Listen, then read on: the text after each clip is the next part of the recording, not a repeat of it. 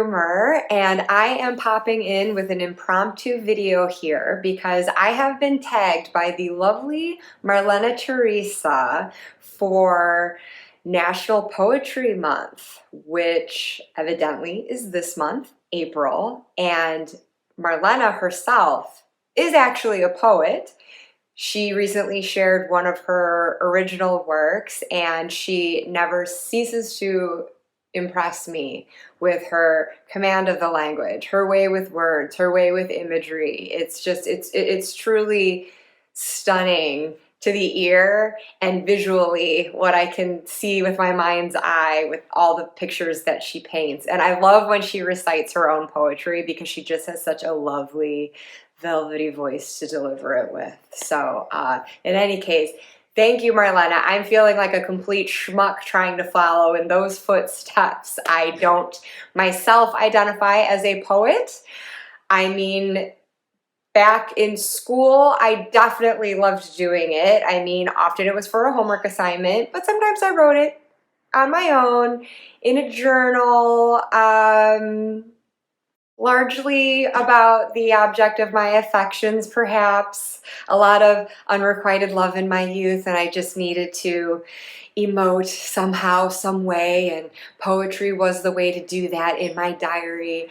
But the more I am thinking about this, I can't believe I almost forgot I actually wrote a book of poetry. Yes, I did. And I not only wrote it, I illustrated it. Double threat. It was the 4th grade. My school was holding a young authors contest, and after multiple failed attempts at prose in previous years, by 4th grade, I decided to take a totally different tack with it. Wrote a collection of poems of all different styles, and there was no cohesive motif. So when it came to actually titling this collection, I remember I just called it Poems of Modern Style. And I hand wrote all my poems on a different color of construction paper. I had an illustration for every single one. And I submitted this thing. And again, after already experiencing rejection as a young writer, I was actually a runner-up that year. So I was quite pleased with myself. And I, not to brag, but 2 years later in 6th grade, I came back with a work, a fiction, and I won that year. It was a riveting coming-of-age tale entitled The Boy Next Door. But that is a story for another time. Today, this entire month, in fact, is about poetry. So to bring it back to that, yes, I am a writer. I am not a poet. I love poetry though. And I wish I read it as often as I used to when I was younger. But I have gone on to write short stories, novels, and in trying to think of something that I could share for this video, aside from, I know, my super impressive poetry resume that I just shared from the 4th grade. But to make it a little bit more current, I thought of one of my books, What the Clocks Know. This was actually the first novel that I wrote, and in many ways, that shows. Hey, you got to cut your teeth on something.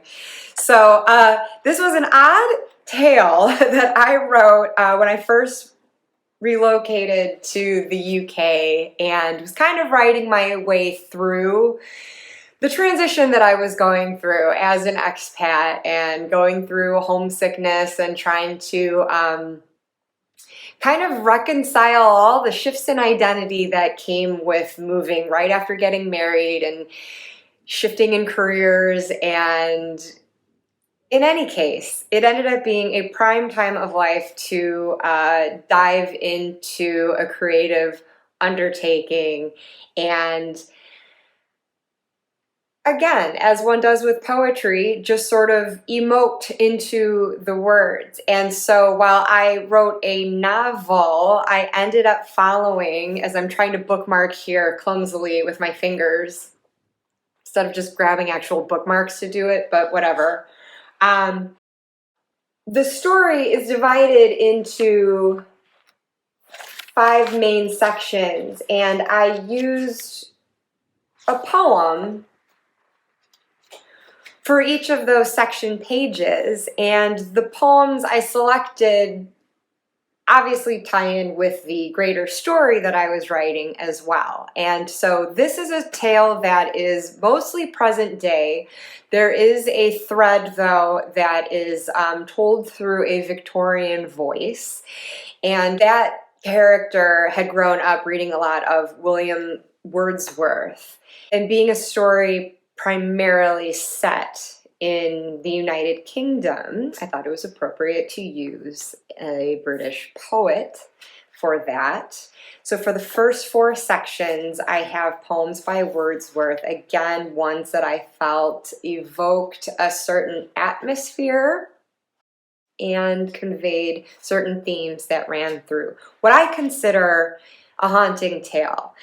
This is a supernatural story, and there is something about poetry that actually lends itself really well, I think, to a haunting story, and especially like the threads that can connect people between past and present in that ghostly way. Because there's something about a poem that in itself can just feel so ethereal and so liminal, and you can just find something more veil-like, more portal-like. I really don't know how to put this into words, and isn't it good in that case that I'm a writer?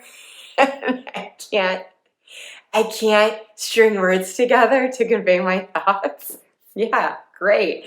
But no, seriously, I think it's just the aspect of, well, with any story, I mean, we all go into it with different frames of reference and ways of perceiving things and interpreting things. So we walk away with our own meaning no matter what. But I feel like there's something about poetry versus prose that really opens itself up to that. It really becomes whatever you make it to be based on what you are bringing to it. And I just feel like there's so much more room for that. And the sparseness of the words, you know, you're not seeing long sentences with paragraphs.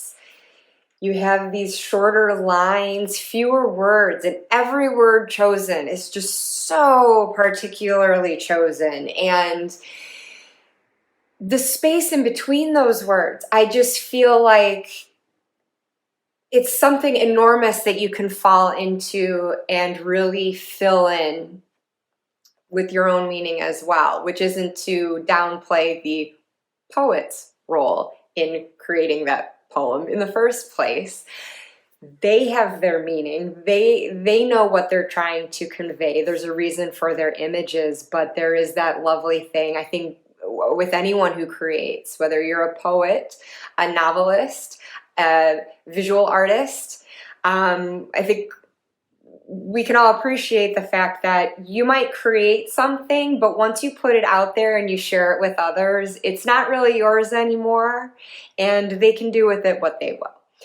So, as I've clumsily tried to explain that, I just found that during my writing process and for what I was going through during that process, myself emotionally, I was finding myself really tugged into the poetic realm, and finding a place for my feelings within that, and ended up wanting to use it as a device to connect characters together. Because as much as I like to write a ghost story, it's mainly because I like when the supernatural element can connect the past with the present, maybe even the future. It's not always ghosts that I'm reckoning with here. It could be other elements, dimensions of time and the soul being feathered in. And what it's ultimately all about is human connection. And so finally getting around to sharing poems for this tag, I thought I would take one of the Wordsworth poems that I used, and another one that I actually, in the closing, I pulled one from Walt Whitman as an American contrast, because my main character is from the US, but living in the United Kingdom. So at any rate, with this idea in mind of just trying to draw that human connection in my story, and also just set a bit of an atmosphere, something slightly haunting, I chose from Wordsworth an 1807 poem, "She was a phantom of delight, when first she gleamed upon my sight, a lovely apparition sent to be a moment's ornament, her eyes as stars of twilight fair, like twilight's too her dusky hair, but all things else about her drawn from Maytime and the cheerful dawn, a dancing shape, an image gay, to haunt, to startle, and waylay. I saw her upon nearer view, a spirit, yet a woman too, her household motions light and free, and steps of virgin liberty, a countenance in which did meet sweet records, promises as sweet, a creature not too bright or good for human nature's daily food, for transient sorrows, simple wiles, praise, blame, love, kisses, tears, and smiles. And now I see with eyes serene the very pulse of the machine, a being breathing thoughtful breath, a traveler between life and death, the reason firm, the temperate will, endurance, foresight, strength, and skill, a perfect woman nobly planned to warn, to comfort, and command, and yet a spirit still and bright, with something of angelic light." So I remember studying that poem back in school and just really liking this progression of first encountering this person who probably seems larger than life. And when you first meet someone you love, how they might be on this pedestal that makes them more than human, above frailty and fault. And then as you get to know each other, then you start to see, okay, you see the humanity, you see some of the quirks and limitations, and actually see this mechanism where we are flesh and blood, and yet through the love, there can still be that appreciation of another's soul, and you can still see that spiritual aspect to them, the divine that's within the human. And so at any rate, I just always loved that aspect of that poem, how it is indeed describing not just the object of this poem, but we humans in general, a being breathing thoughtful breath, a traveler between life and death. We're all travelers. But if we believe in something beyond this life, maybe something that even preceded it, and it's this eternal continuum, and this is just the one stage when we're in this physical, fleshy suit. I just liked that connection with the spiritual. And again, it to be looked at as a very sentimental love poem for the poet's, how he feels towards his wife. But with my characters in mind that come into interaction with each other, there is just that same sense of the connection in this physical present world, but then also in the ethereal and eternal sense. And while not exactly the same approach or even subject necessarily, the Whitman poem goes a little something like this. Passing stranger, you do not know how longingly I look upon you. You must be he I was seeking, or she I was seeking. It comes to me as of a dream. I have somewhere surely lived a life of joy with you. All is recalled as we flit by each other, fluid, affectionate, chaste, matured. You grew up with me, were a boy with me, or a girl with me. I ate with you and slept with you. Your body has become not yours only, nor left my body mine only. You give me the pleasure of your eyes, face, flesh as we pass. You take of my beard, breast, hands in return. I am not to speak to you. I am to think of you when I sit alone or wake at night alone. I am to wait. I do not doubt I am to meet you again. I am to see to it that I do not lose you. Ooh.